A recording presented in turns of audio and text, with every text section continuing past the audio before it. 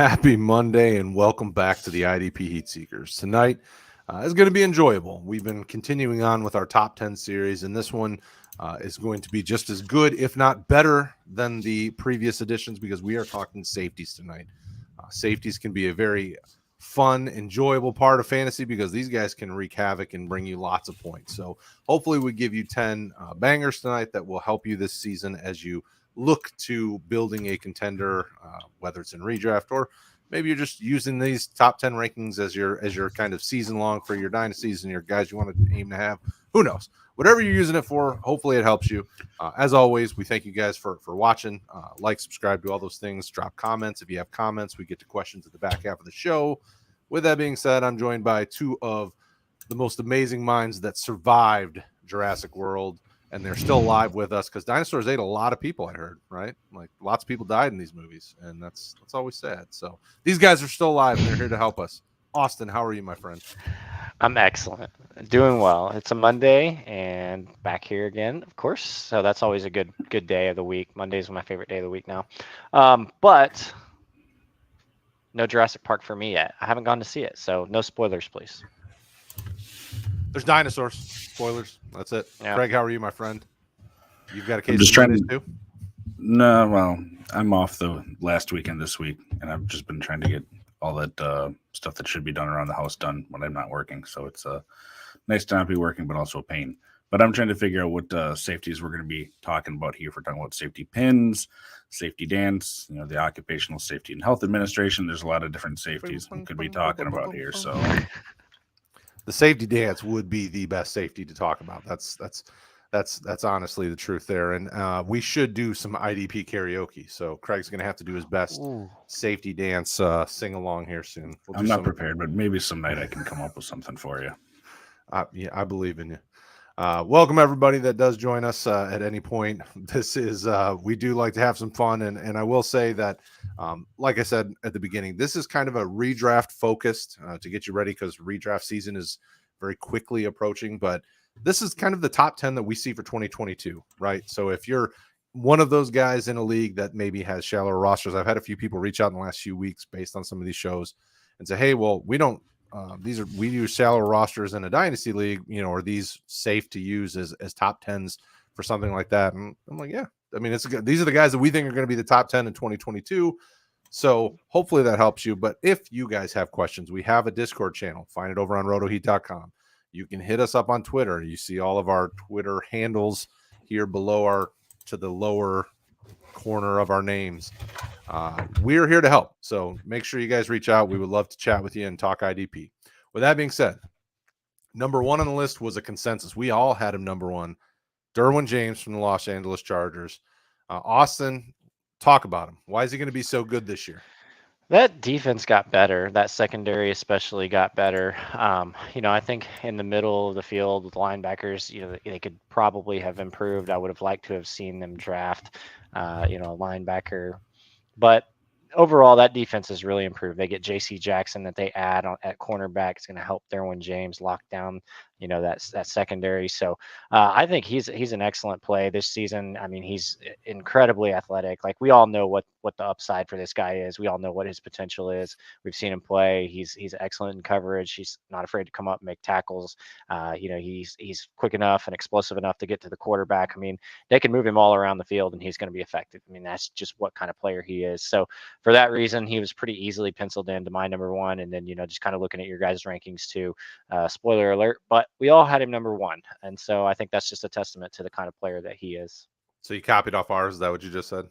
Well, one of us got it right. And then the other two copied. I don't know. Is that what it was? Yeah. Well, and the cool thing about James last year is, you knew what you were expecting. And then last year he added other things, so there were some forced fumbles involved, Obviously, we knew that he has the potential for getting sacks because they'll line him up all over the formation. So that's a really great thing about him. And I think he will continue to have no problem staying at the top of fantasy scoring. And so I know that some folks were concerned because he missed, all but 5 games in 2020, but or 2019, but last year, I mean, he looked great, was in 15 games and produced at a really high level. So I'm perfectly fine firing him up and continuing to have him as my safety one for the future as well, because this defense, I mean, like you said, is getting better, and the offense is getting better. And I mean, there's just the sky's the limit for this team. So it's definitely a good time to be a Chargers fan and good time to be a Chargers fantasy owner, right? Yeah, absolutely. I mean, as a Chiefs fan, I said a couple of seasons ago that I thought they were just maybe a coach away from really being contenders and difference makers in the playoffs, just a team as a whole, the defense and the offense. And you just saw the Chargers get, better over the last 2 seasons every year, and the defense especially. So this year for the Chargers, if you're a Chargers fan, I could tell you as a Chiefs fan, it's a little uncomfortable watching the rest of the AFC West, including the Chargers. Very true. So welcome back, Kraig. We are going to go on to player number 2 in the list, and that is Jamal Adams from the Seattle Seahawks. I know you had him ranked number 2 on yours, as well as Austin did. So talk about why you think Jamal Adams will continue to produce at a very high level with Seattle. Change in quarterback, changes in a lot of places on this team. What makes you feel good about him this year? He's having technical difficulties, so we'll go to Austin. Seeing as you had him at 2 as well, Austin. Yeah. What do you think? I mean, me and Craig both had him at 2. Jamal Adams, again, he's like Derwent James. He's got the big play potential. This guy that comes down, makes the tackles, pretty good in coverage, move him around the field, let him make plays, let him do what he does best. I mean, I think he's going to be just fine. The defense, he's going to be one of the guys that they're going to have to rely on to make big plays and make things happen. Outside of him and a couple others on the defense, it's you wonder who's going to step up and make all the plays, and I think that's why some other people have Jordan Brooks so high in their rankings, things like that. I mean, he's pretty easily the number 2 for me. I mean, you could probably make a case for some other guys. I think after Derwin James, it gets a little more dicey, but Jamal Adams feels like a pretty safe play, especially for redraft. As long as he's on the field and he's healthy, I like his spot in the defense. Well, and he actually, dipped a little last year in the sense that he didn't have some of those special kind of things, forced fumbles, fumble recovers, things like that you could have expected a little bit of in previous years. So it'll be interesting to see with all of the changes what that really does to affect his position, and the growing talent. Jordan Brooks is really ascended into being a high level linebacker in the league, and it'll just be interesting to see how all that culminates and what does his fantasy value look like this year. So I'm with you guys. I mean, I don't think I had him much lower down. He's always been a guy I've been a big fan of. I actually have him at 8 instead of 2, but when you get to these top, when you're looking at the kind of top 12 players, in some sense, they are very close to being interchangeable. I mean, there's not a true guy that is heads or tails higher than everybody else, because any given year, a few forced fumbles, a few interceptions, things like that from the safety position. I mean, you really can flip-flop these rankings. So It wouldn't surprise me if Adams is a guy that continues to have top 5 value. But it'll be interesting to see what transpires in this upcoming season for him, because I think he has the opportunity to be able to be number 1 safety, or, he has the value of being top 10 at least. So I'm with you guys. I like it. Next up, we're going to talk about a guy who's been really good and surprising in his first 2 years in the league. And that's Jeremy Chen from the Panthers. He's a guy that I know Craig was a huge fan of back when we were early on in our IDP days here with RotoEat. He's a guy that so far has been over 100 combined tackles every year. You're not getting a ton of other stuff. We can't say that we've seen a path knowing that you're going to get more than maybe a sack or an interception per year on top of it. But what do you think about Chen? How do you feel about his trajectory? I know you have him at 3. I had him at 4, and Craig had him at 4. So we're all pretty high on him. What do you think about him? I mean, I thought he had an outstanding rookie year, and he did have a lot of those big plays that he made. And then, in his second year, it seemed like he fell off a little bit. But you look at his grades and how he graded out. I mean, he was still playing excellent defense, and he's still a centerpiece of that defense. Didn't he come from South Carolina? I believe he played at South Carolina, right? Jeremy Chen? Yeah. I believe he's a South Carolina Southern Gamecock Illinois. guy. Southern Illinois.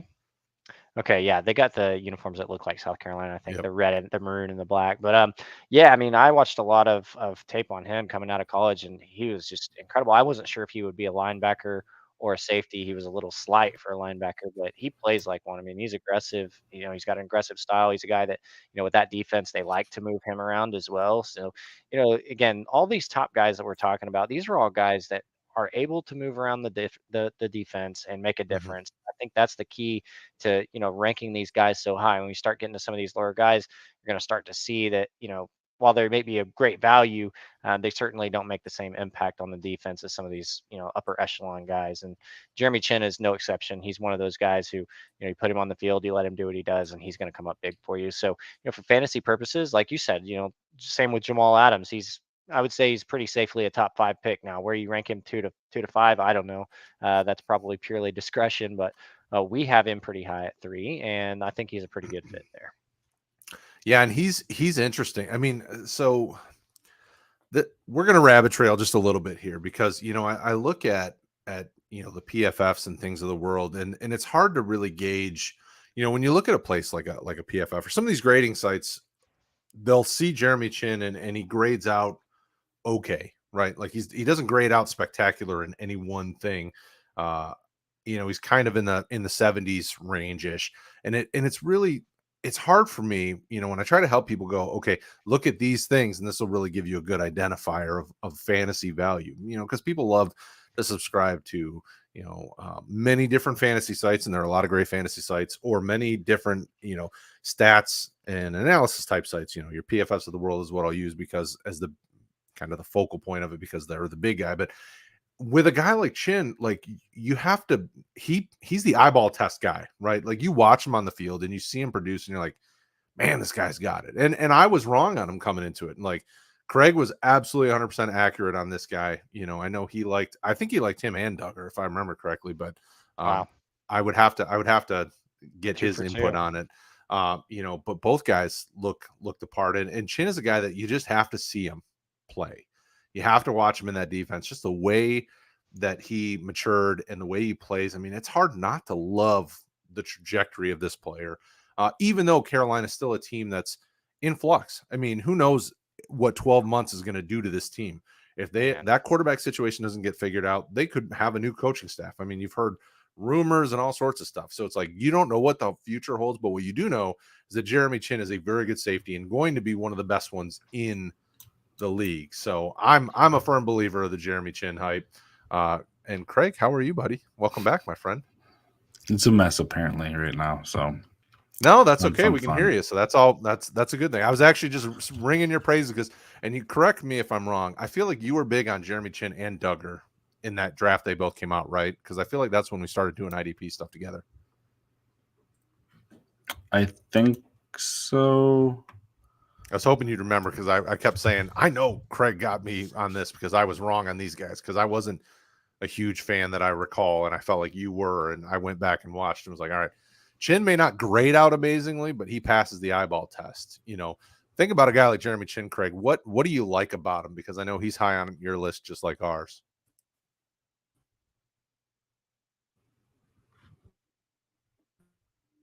Yeah, I'm just kidding. I'm just joshing you. All right. Well, we'll keep going, and hopefully it gets resolved. If not, it happens. Technology can do that to you. We'll welcome you back when you get back. Welcome back. Welcome back. Welcome back. I'll pull them out until I will say, I guess I will say, one last thing about the Chen, and maybe we can move on. But the Panthers, looking at their defense, and you talked a little bit about their offense. Kind of the opposite of what we saw with some of the other teams we talked about before. Like the Chargers. I guess sort of similar to Jamal Adams' situation is I look at this defense and you see, are a couple of guys along the defensive line, are they going to be able to step up? Gross Matos being one of them, Brian Burns being the lone standout on the defense. And then you look up and down this roster and the depth chart and you start, looking at who you got. And it's like, man, these guys are really just a couple of injuries away from really being in bad shape. Offense isn't very good. So, I think that's going to create opportunities for Jeremy Chen to have to be a focal point of that defense, kind of like we talked about with Jamal Adams and Jordan Brooks, where you love those guys because they're going to eat every game. They're going to have to. They're probably not going to have much choice. Jeremy Chen could fall in that category, and you could see him really produce this year if things shake out the way that it looks like they will. I guess the key here would just be, keeping everybody healthy. That's the real key for Chen. If he's on the field, that's a good thing. And you worry about how much is going to be required of him, and if that's going to affect his ability to stay on the field at all. Yeah, for sure, absolutely. So we'll move on to the next guy. This is a guy that I've been a big fan of, Buda Baker from the Arizona Cardinals. This is a guy that, people are concerned about right now. Obviously, we saw him get carted off with a really scary injury. And we hope, everything sounds like he's moving in the right direction. Everything's going well for him. What's your take on Buda? I mean, do you think there'll be some lasting effects? Do you think there'll be some pause from concern? Is this something that'll take him down in your mind this year, or where are you at with him? Do you want me to kick this one to Kraig? Kraig, how are you? You joined us again? I have no idea how I am. Well, you are fine. It's your technology that's just messing with you. Yeah. Buda Baker, right? Yes, sir. Yep. Go ahead.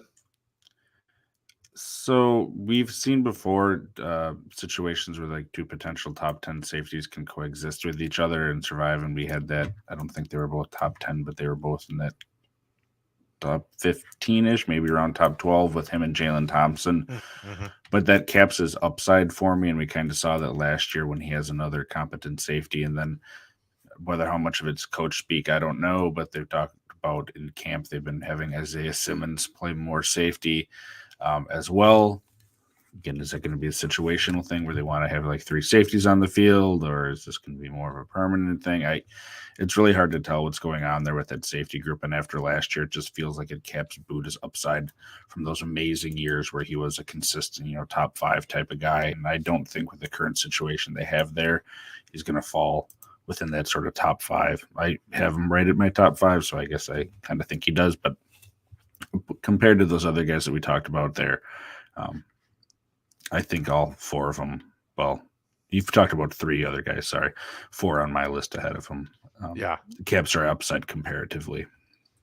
Well, and I was just pulling up, it does look like he's had no post-concussion issues so far in the process. So maybe since the playoff game where he got carted off, he'll have plenty of time to heal up, and maybe there won't be anything coming from it, at least at this point. Austin, what's your gut tell you about Baker, and what are you thinking about him for this year? Well, I would say, you're pretty spot on with everything that's been said so far. The one thing that concerns me is with Buda is, kind of like you guys touched on it. It's like, I don't know. Is his upside going to be capped at all because of how the defense runs around him? Does it seem is it just me, or does it seem like the Cardinals defense has always got somebody who's just so out of place? Does that make sense?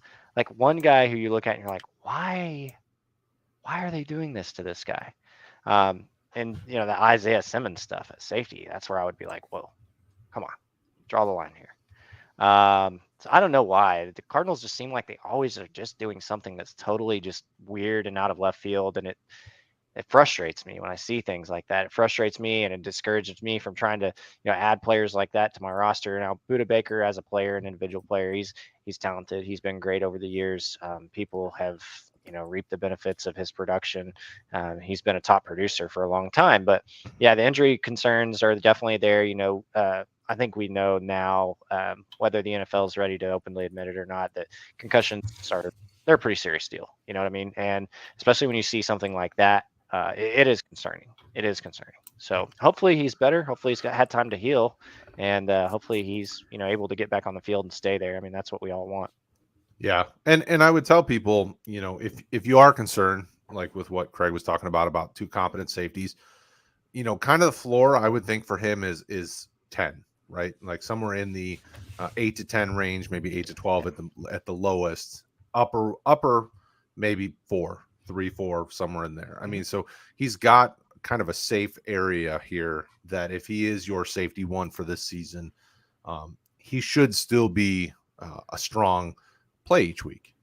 When you look at last year, I think Derwent James only outpointed him by 20, 25 points, depending on your scoring format.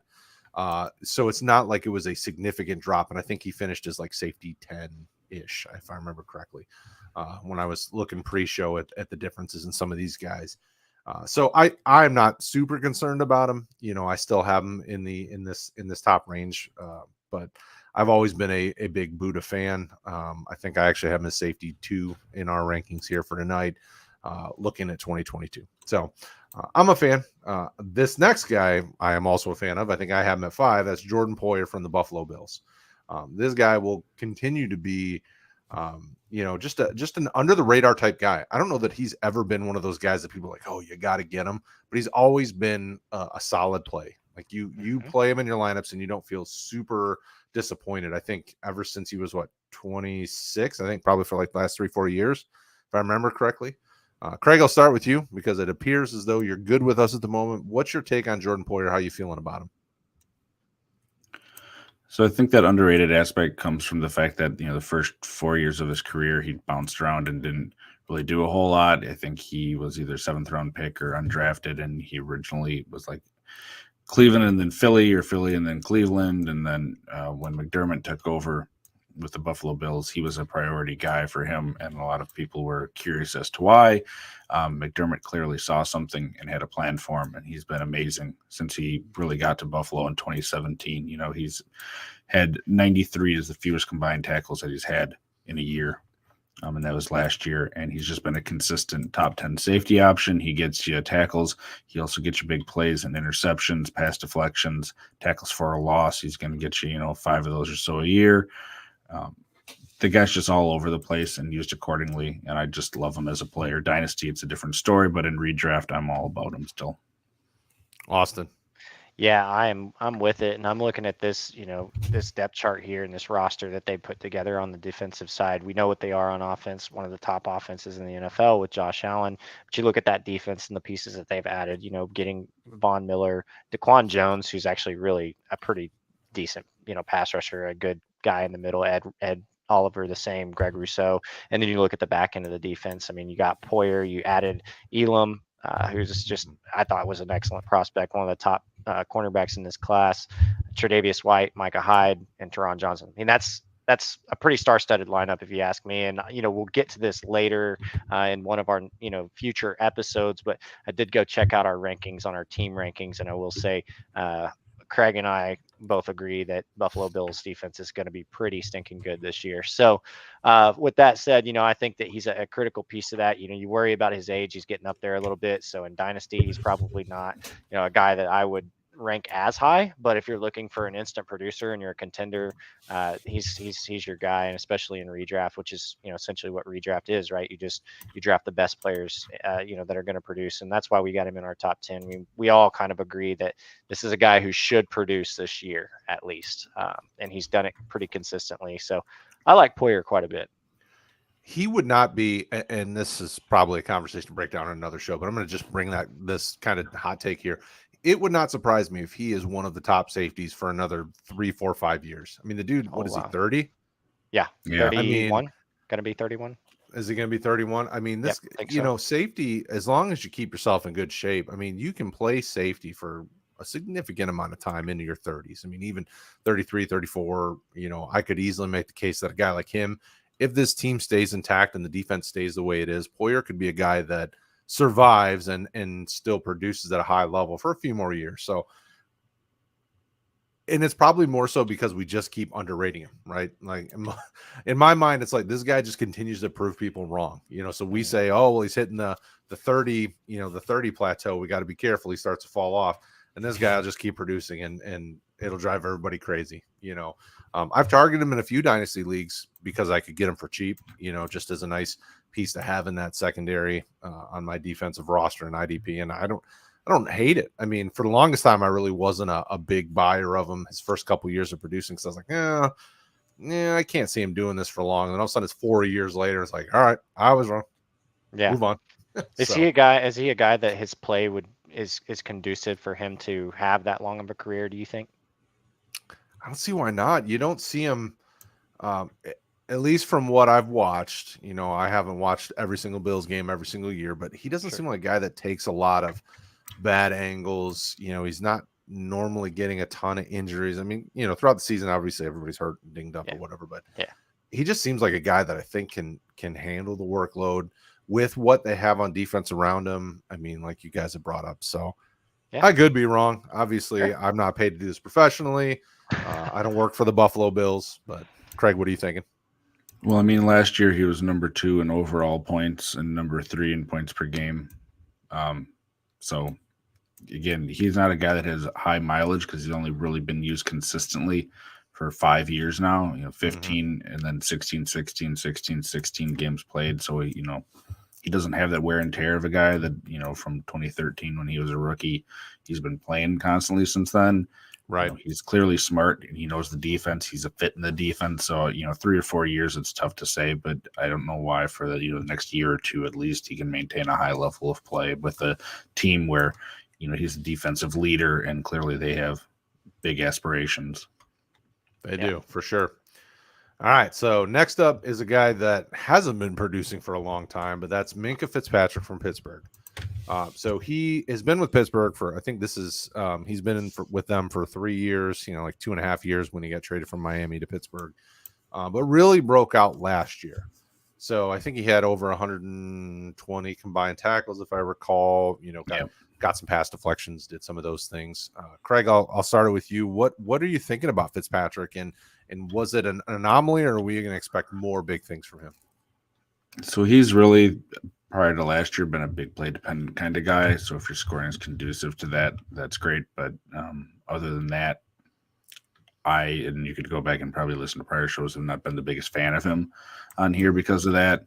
He's been really hit or miss as far as, great big weeks exploding and then just giving you nothing, the next couple of weeks or whatever. Last year, we'll see if it's an anomaly or not. I think he's kind of in the same situation that was conducive to it. I do have him at number 10 in my top 10 here, but I think they really came into a situation of a mess at linebacker between injuries and then just inconsistent play between Devin Bush, and then Schobert wasn't great when he was there, and people, continued to get hurt all over that defense. So they kind of had to use him a little bit more in a way that's conducive to him being all over the field, sort of in that hybrid linebacker role. I could see the same thing happening this year. Devin Bush, we still really haven't seen it outside of that first year, I think, with him. He has to stay healthy and then show a consistent level of play. And then the same thing with Miles Jack. He's coming into a new defense here. And on paper, it looks nice, but he has to put it together. He's been an inconsistent player throughout his career in terms of the quality of play. He'll still get you tackles for IDP, which is good for us. But that defense just isn't what it used to be, and especially with rebuilding that defensive line, which had been sort of the stronghold for them, it's going to be interesting to see how it plays out. So I'm giving him the benefit of the doubt, putting him in my top 10, but he's not a guy of the guys that we're talking tonight that I'm really excited about. Austin, what are you thinking? Well, for what it's worth, I do think that the Steelers got better on the inside, in the middle at linebacker by adding Miles Jack. I think they got a little bit of an upgrade there, in my opinion. Obviously, you still got the guys on the edge that are going to be able to rush, create pressure, and then that always helps your guys on the back end, especially a guy like Minka Fitzpatrick, who, he plays a lot at free safety. So they, like you said, the Steelers are having to kind of use him all over the field to try to shore up plays and things like that. He is an excellent coverage guy. He is a guy who can, fly around the field and make plays and do different things. Not as impressive as far as, big play potential, but he should get you the tackles and things like that. So, he's fine. I'm kind of with you on the, boom or bust aspect of him. He's been a little bit inconsistent. So that's, a little frustrating when you have a guy like that. But I don't know. I'm kind of middle of the road with him. I don't know. I think I've got him at 9. So, I'm not super crazy about Minka Fitzpatrick. I think his situation is fine, but for me, he's not a guy that I am going to really target hard at safety if I'm pressed. I could see myself passing on him and going after, maybe even one of the guys that we'll talk about after him. He's an interesting guy, right? So last year, it was just a boom year. He had, I think, 20 plus more solo tackles than any previous year, or I should say the previous year. He had, probably 20 or more assisted tackles than the previous year. Every number just was way out of what we've seen from him so far in his career. I think we're going to see him get closer to that than what we have seen. I don't know that I expect him to get the same, 120 plus combined tackles. I would love to see him sit somewhere in the 1 to 110 range combined and feel good about where I have him in my ranks. So I think I have him at like safety 3 because of what that defense looks like. So when you look at the corners aren't bad. Wallace, Witherspoon, Terrell Edmonds hasn't really been a huge thing, but he's good enough to keep teams honest. Then you look at the linebackers. I mean, Jack's had concerns, Bush has had concerns, TJ Watt we know is a stud. Then the defensive line is still like I make a clear picture in my mind that there's no reason why they won't keep using him as a guy that's going to rack up tackles, keeping him up, in the run defense type, because that's what he does best. He's best in the box, going in and getting after the, and getting those tackles closer to the line of scrimmage or behind the line of scrimmage. So I feel good about him being a top 10 guy this year on the fact that I think he will be one of the better tackle producers from the safety position this year.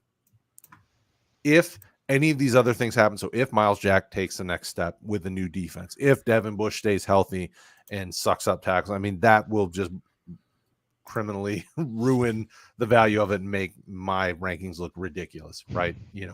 And there's potential for that. With him, it's a boom bust type scenario for me. I've not had him on a lot of dynasty rosters, but I do have a couple shares of him because he's just easy to acquire. It seems like people are. This is the biggest love-hate player of our top 10. I think. Some guys will be underrated, some guys will be maybe a little overrated, but this guy is a guy that it's so divisive with him. So.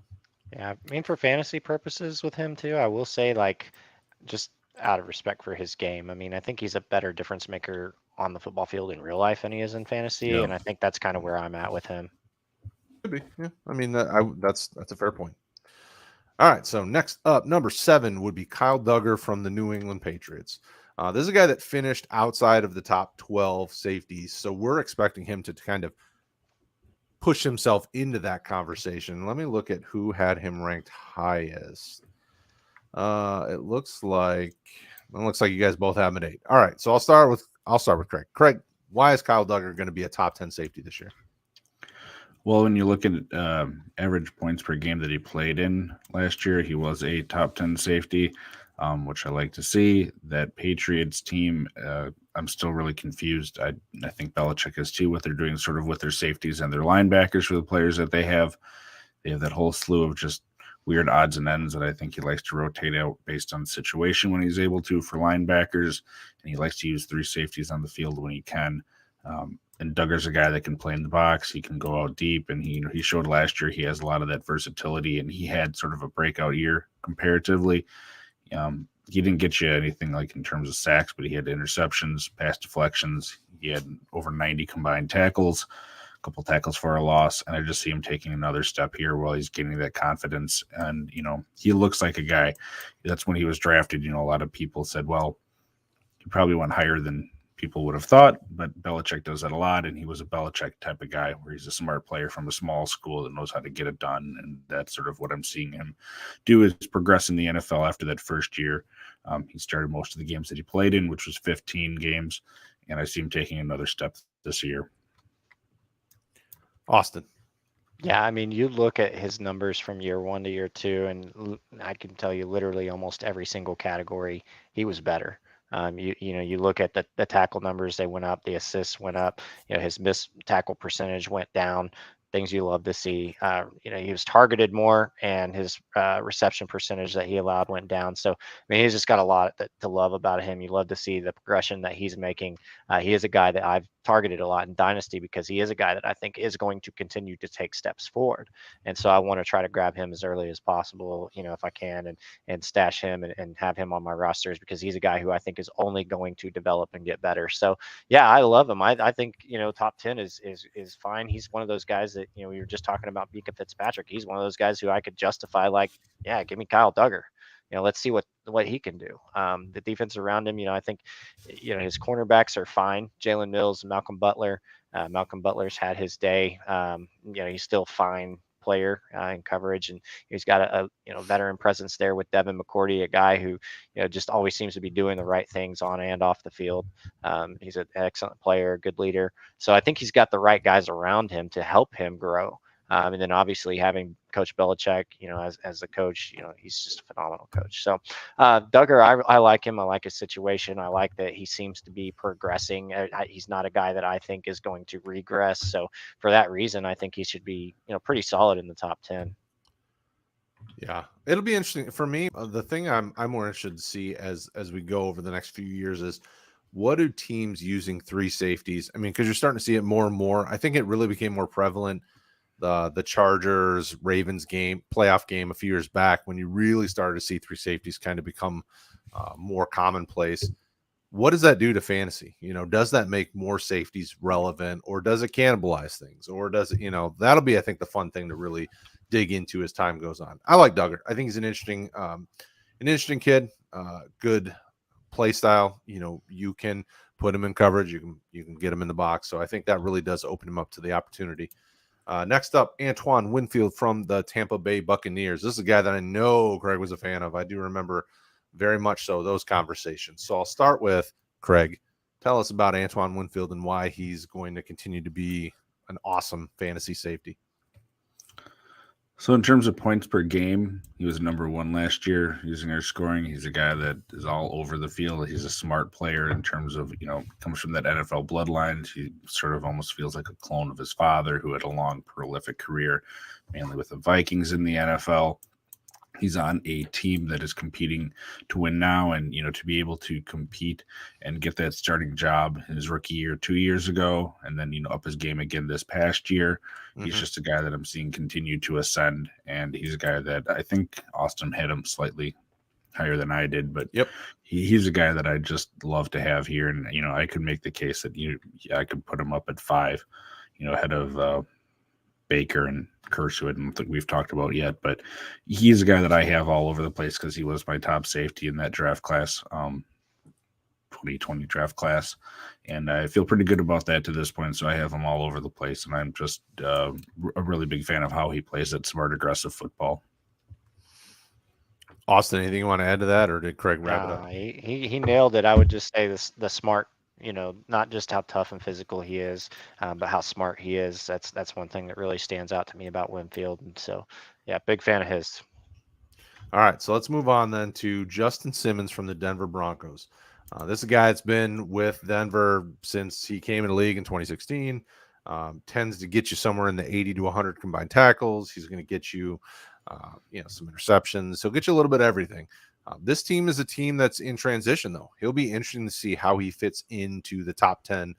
New quarterback, new focus, probably, potentially more time with the offense on the field because they have an elite quarterback. I'll start with you, Austin, and what do you think about a guy like Simmons? And is this one of the guys that you could see quickly fall out of the top 10, or is this a guy that you feel safe in the top 10? Is he having a contract dispute right now? Am I remembering that correctly? I don't think he is. No. Okay. Maybe I'm thinking of Jesse Bates. I know Jesse Bates. Yeah. Yeah, Jesse Bates and Justin Simmons, they're kind of 2 guys who I think, in my opinion, kind of have like similar play styles, and I kind of usually rank similarly. So I like him. I don't like him as much as Jesse Bates. I mean, if Jesse Bates gets his stuff worked out, I like him a little better. But yeah, Justin Simmons, I mean, he's fine. I don't have a problem with him. I think the defense has been overhauled a little bit there in Denver. Do I think they're the best defense in the conference, in the division? No, I don't. I think there are still some question marks at certain positions. They got a little bit better during the off season. They, made some moves, did some things, but there are still some question marks for me on that defense. Wasn't a big fan of some of the guys who walked from that defense, and so I could see them kind of taking a step back as much as they did add. So for me, I mean, Justin Simmons, he's fine, in the top 10. I don't have a problem with it, but probably a guy that, for me, I'm probably looking elsewhere. All right. So, Kraig, I know that you and I both have him ranked in our top 10. I'll give it to you. What do you think about Justin Simmons? Is he a guy, similar questions. What are you thinking about him? Yeah, so for a guy that's, sort of at the the back half of my top 10 here, which is at 9 for me. He's just a guy that's going to be consistently getting you points. You know what you can get. You can just sort of plug and play him where he's going to be getting you those tackles. He's not the flashiest player, but he does get you some big plays too in terms of, you know, he's pretty high up there in pass deflections the past few years. You know, he's getting you 4 or 5 and 5 interceptions the past few years. He just has a set role. He does well at it. And with the lack of linebackers that I'm confident in Denver there, and a team that we know is going to be competing in some shootouts with who they have in that division even, and then that what is presumed to be an improved offense, I feel like his role is pretty safe for this year, and I like what he brings in terms of consistency, which at the back half of my top 10, if I can find a guy that I can know what I'm going to get and just plug and play him that way, I like that a lot. Yeah, he feels like a guy like Poyer in my mind. He tends to be a bit under the radar. I see him, you know, as a guy that is very consistent, and I like that. I like knowing that. So next up, though, we're going to go with number 10 overall, and we're going to kick it back to Kraig for this one because I know there's a guy that Kraig has on his top 10, Jaron Kearse from the Dallas Cowboys. Some of us don't have him ranked on our top 10, so I would like Craig's take on it because I know that Craig's got him. So, Kraig, what do you think about him? And then, are you comfortable with this, or is this, is he like a Fitzpatrick where it's kind of an anomaly, or you expect this more from him? So I think what we saw last year is sort of what we can expect out of him. He fits into that defense that the Cowboys have. He kind of found his niche with how he was playing last year, and he earned a starting role, which he's going to continue to have throughout this past year. He had his best year by far. And he just fits sort of into that, you know, Dan Quinn mold of what they want to have sort of at that strong safety position. It looks like the other one's probably going to be Malik Hooker, and, you know, he's more of a true free safety. Kearse did play up close to the line quite a bit in the box, and I think we're going to see more of that given the pretty sorry state of affairs for linebackers for what the Cowboys have beyond their starters. So he's a guy that I think is going to continue to get tackles and fits really well into that defense.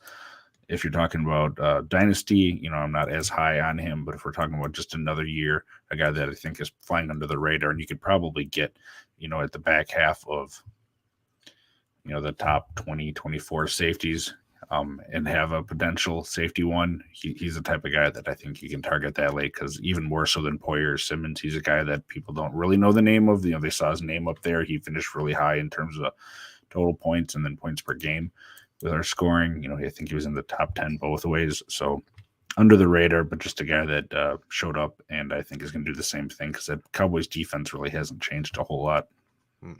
Nope, not at all. All right, so that's your top 10.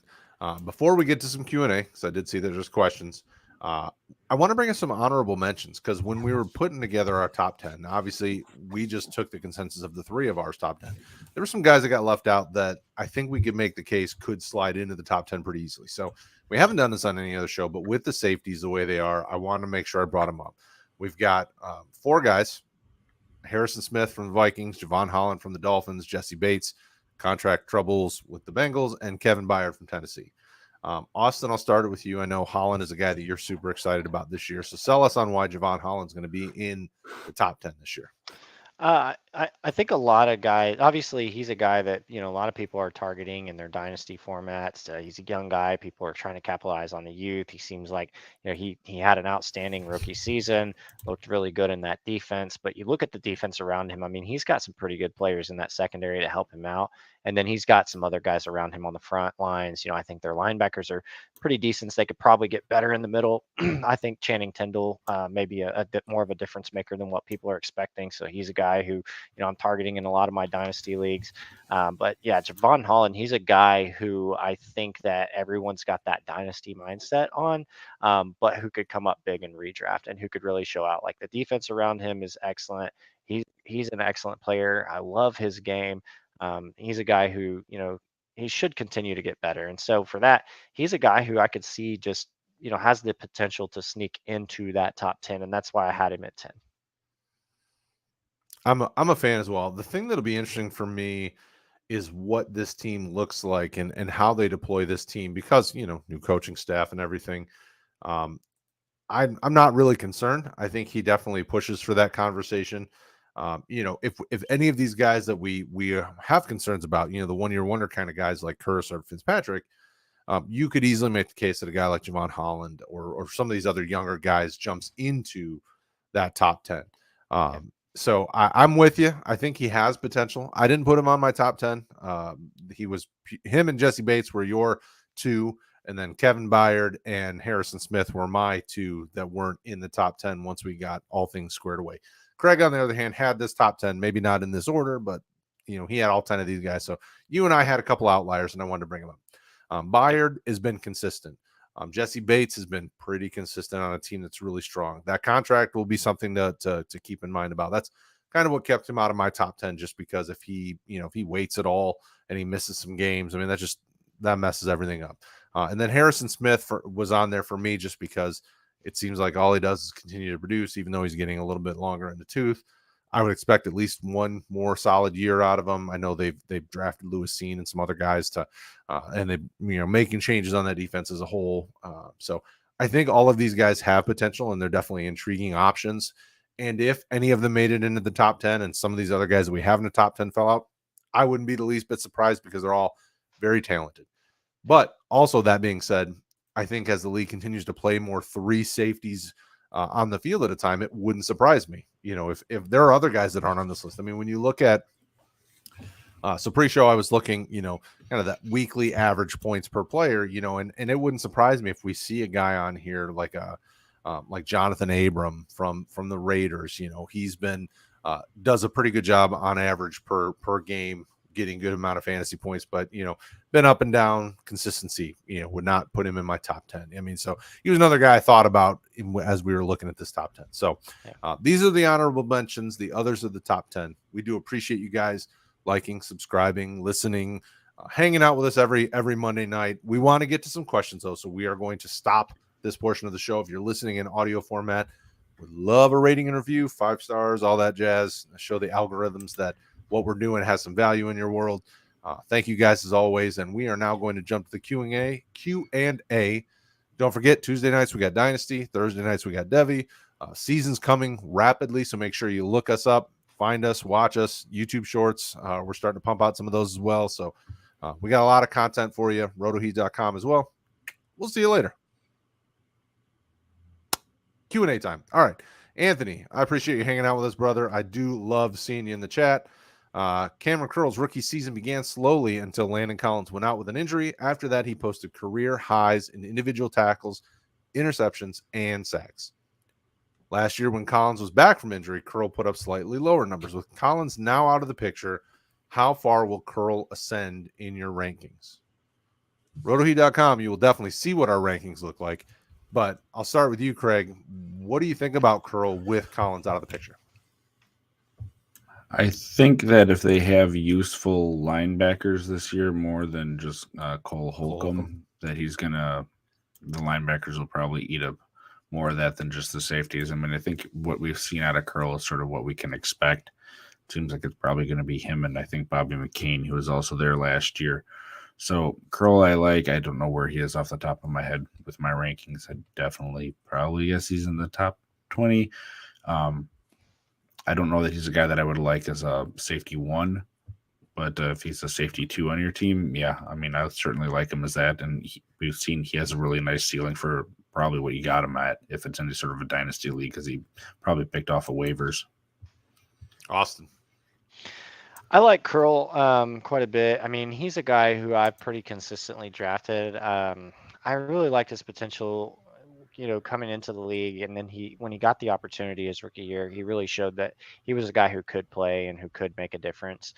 So I like Curl for sure. I mean, especially with Collins being gone, that's a big deal.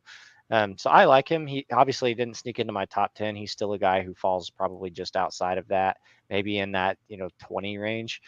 But he is a player that I do like and I would target. I just probably wouldn't overspend. So he's a guy that you can probably, if you wanted to wait and you liked his upside, he's probably a guy that you could wait on and land. And then, if you feel really great about it, then awesome. I don't hate it.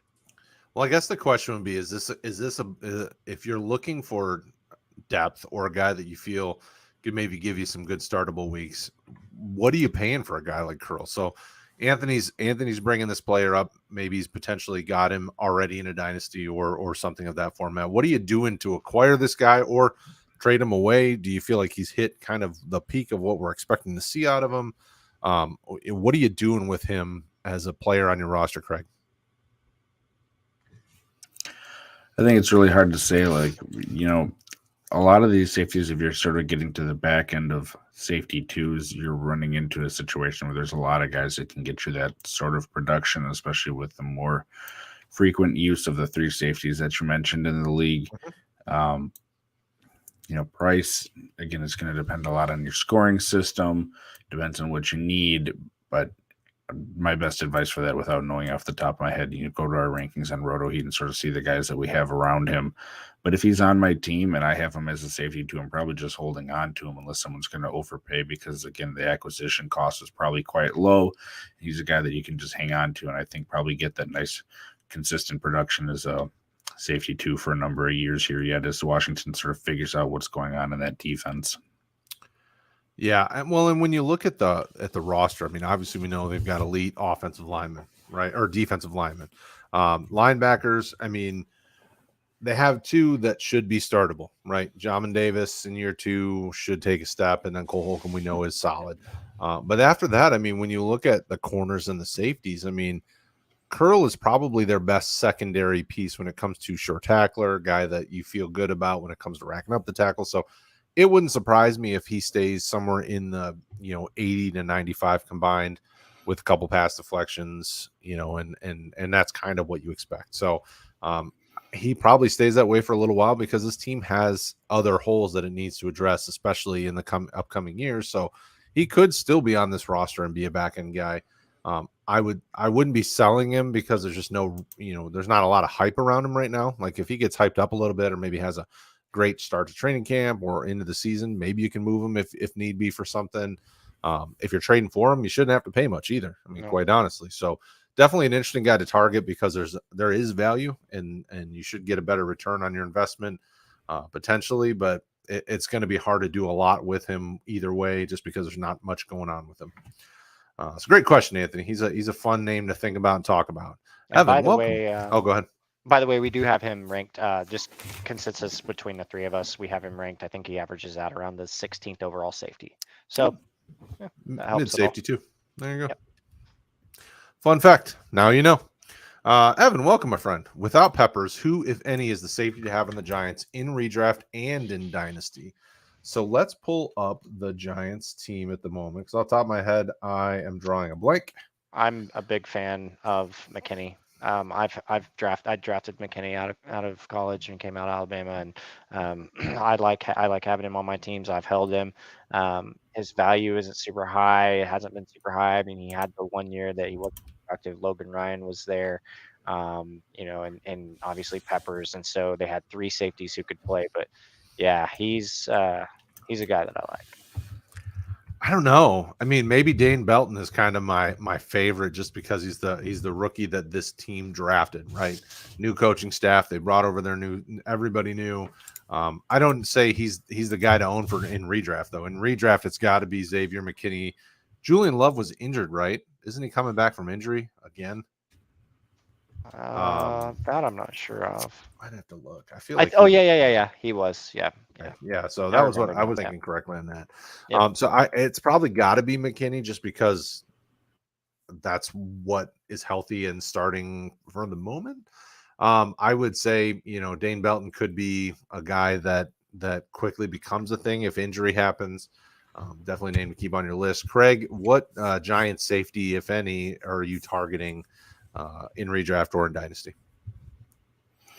A guy I think you can pick up late and get nice production out of is who you mentioned, Julian Love. I think he's probably going to end up starting. And one of the reasons that I think that the Giants let Peppers go is that Love graded out better than Peppers pretty much across the board during their time there. It's just a situation where, Peppers was the more touted guy as far as that trade when they got him. Love is signed through, I think he's a free agent next year. And so they're going to want to see what they have with him to see if they want to extend him. But, on a team that I think they have the worst odds to win the division, so it kind of tells you where most people feel that they're at. They aren't going to be going out to doing big spending across the board, to go get someone else. So I think he's going to end up starting there with McKinney, and you're not going to get amazing production out of him. He's probably not anything more than a spot starter for you, a bench type guy, but someone that's going to be on the field, and I think will get you decent production if you need to plug him in. I do like Julian Love this year. Yeah, just looking at their production. I mean, Julian Love's been with them 3 seasons. Last year was his best, statistically speaking, but even that, he's been in most games. I mean, he was in 17 games last year, but only started 5. 1 interception, 7 pass deflections, 66 combo tackles, fumble recovery. I mean, so it wasn't terrible. I mean, he definitely was getting involved, but the new coaching staff, I'm sure will want to see what they have. I would agree completely with Kraig. If you're looking for a guy that you're for sure going to get some production out of, either one of the starters is a depth guy at best, right? Like, you can't trust Xavier McKinney as your safety 1, and Love either. But I think you guys are both there with the potential for spot starts, for solid depth. And Dane Belton is a guy that I like as a rookie safety. Like, in the dynasty side of things, he would be a guy that I'd be intrigued having on my roster, depending on how deep rosters are in your league and scoring and all that stuff. Definitely need to put on the back burner. But a lot of the rookies I like. Daniel Bellinger, the tight end, is already getting hyped up. People are already talking about him running with the ones, and Belton had a little bit of pop during OTAs and some of that. So a lot of these rookies have a chance to step up and take prominent roles, but probably not necessarily in year 1 for sure. So, Evan, that's a great question. I mean, teams like this, you can get these guys probably pretty cheap, I would think, especially in redraft. I'm guessing McKinney or Love both are super late guys, and Love may not even get drafted depending on how deep your rosters are, right? Because he hasn't had a breakout season, so people might not have him on their radar per se. Yeah, and just for that extra info again, we actually have Xavier McKinney 1 spot behind Cameron Curl, so safety 17 for us. So there you go. If you're looking for Xavier McKinney, you might as well just get Cameron Curl because he's higher in our rankings. So great question, Evan, man. I appreciate that. I appreciate all y'all jumping on with us. It looks like that is all the questions. And I did, fun fact, one of our top 10, Kyle Duggar, did get traded in one of my leagues the other day for Leonard Williams for some reason from the Giants. So I thought that was funny. Interesting. I was just looking through, and this is one where you're starting, I think it's 2-2-2, so it's not insanely deep IDP. The scoring's pretty balanced, if I remember correctly. Nothing too crazy scoring wise, but thought it was funny that I was just thinking about that. I was like, I know I just saw Kyle Duggar traded in the league, and I figured I'd pop that up. So with that being said, we're done. I mean, 2 minutes early, but we do appreciate you guys hanging out with us. We love the questions. We love the chatter. Like I said throughout the show, like, subscribe, hit the notification icon. We do this every Monday, although we won't next Monday because 4th of July and all. We want to make sure everyone can have a good time. We got people going to be on vacation here soon. Mr. Austin will be enjoying some time away.